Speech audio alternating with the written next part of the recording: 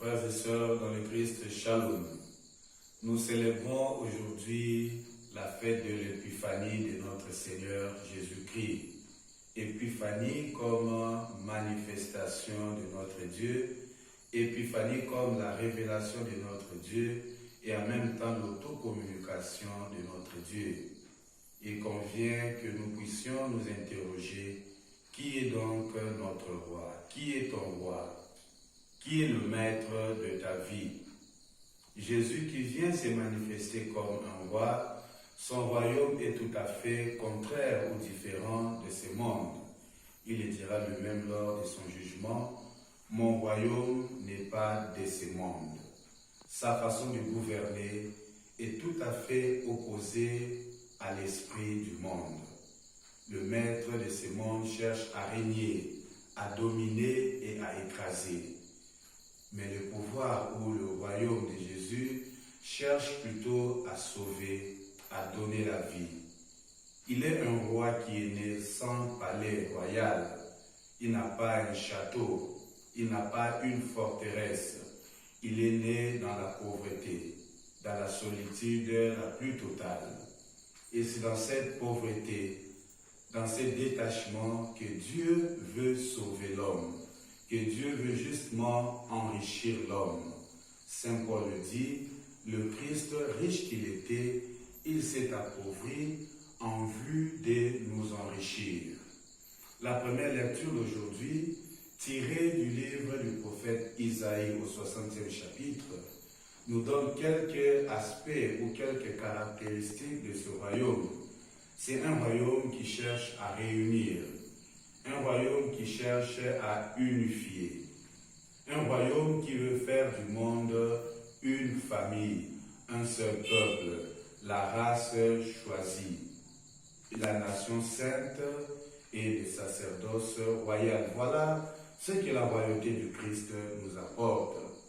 Mais en même temps, sa royauté veut que l'homme quitte les ténèbres du péché, ou bien le royaume du ténèbre, en vue d'accéder en plénitude dans le royaume éternel de la lumière qui luit dans les ténèbres, la lumière qui est venue chasser dans les ténèbres.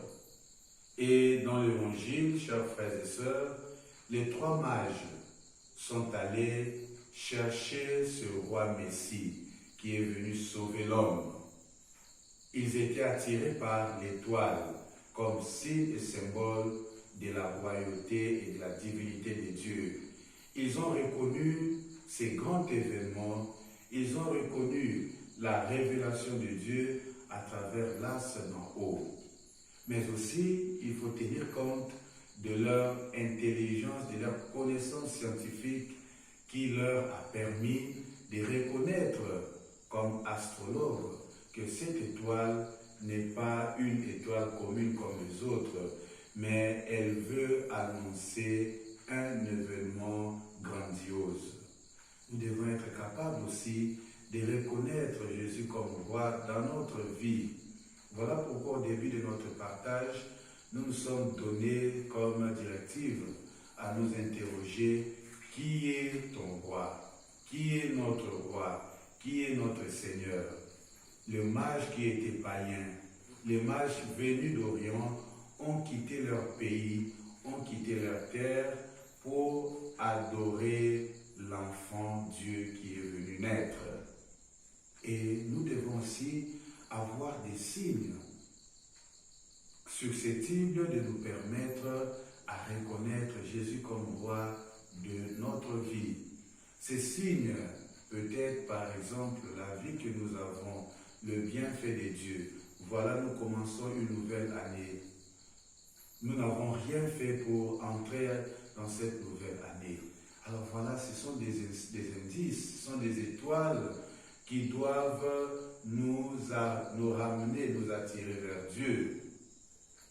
Et ils ont apporté aussi le présent. C'est-à-dire reconnaître Jésus comme roi dans notre vie comme chrétien doit nous amener, nous conduire à lui donner le présent, les cadeaux de notre vie.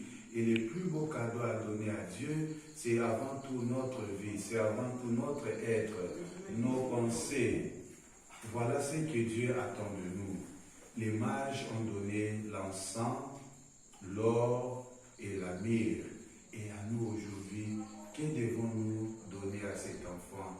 Les reconnaître comme roi, les reconnaître comme prêtre, les sacrificateurs, celui qui reçoit nos prières, nos offrandes et nos sacrifices pour les amener vers Dieu, mais aussi anticiper déjà sa mort à travers les myrrhes qui lui est offert.